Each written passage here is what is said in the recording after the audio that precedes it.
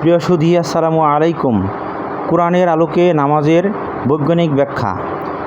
কোরআনের আলোকে নামাজের বৈজ্ঞানিক ব্যাখ্যা বিষয়টি অত্যন্ত গুরুত্বপূর্ণ ও বিশ্লেষণধর্মী।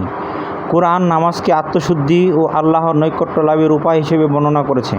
তবে আধুনিক বিজ্ঞানের দৃষ্টিতে নামাজের শারীরিক, মানসিক ও আধ্যাত্মিক উপকারিতাও আজ স্পষ্টভাবে প্রমাণিত।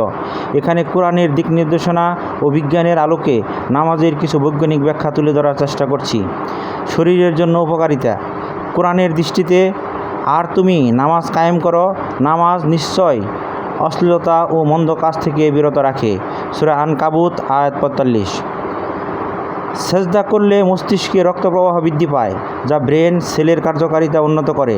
রুকু ও সোজা হয়ে দাঁড়ানো, এই অবস্থাগুলো শির দ্বারা মেরুদণ্ড ও পেশির জন্য বিশেষ ব্যায়ামের কাজ করে। পেট, কোমর ও হাঁটু নিয়ন্ত্রণ অবস্থায় থাকা অবস্থায় হজম শক্তি বৃদ্ধি পায় এবং শরীর নমনীয় হয়। নিয়মিত নামাজ শরীরে রোগ প্রতিরোধ ক্ষমতা বাড়ায় এবং হৃৎপিণ্ড সুস্থ থাকে। মানসিক প্রশান্তি ও স্ট্রেস কমানো।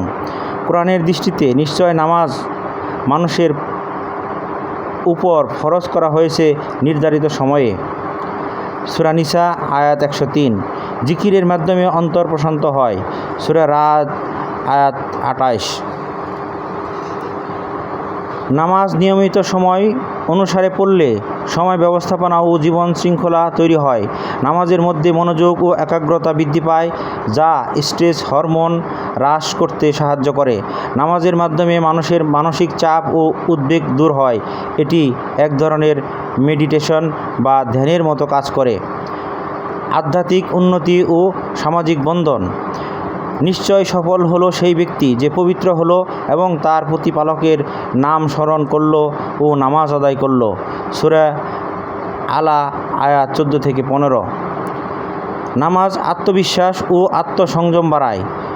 জামাতের মাধ্যমে সামাজিক বন্ধন সৃষ্টি হয়, যা মানুষের মধ্যে সামাজিক ব্যবস্থা গড়ে ওঠে। মানুষ সমষ্টিগতভাবে ভালো কাজের অনুপ্রেরণা পায়।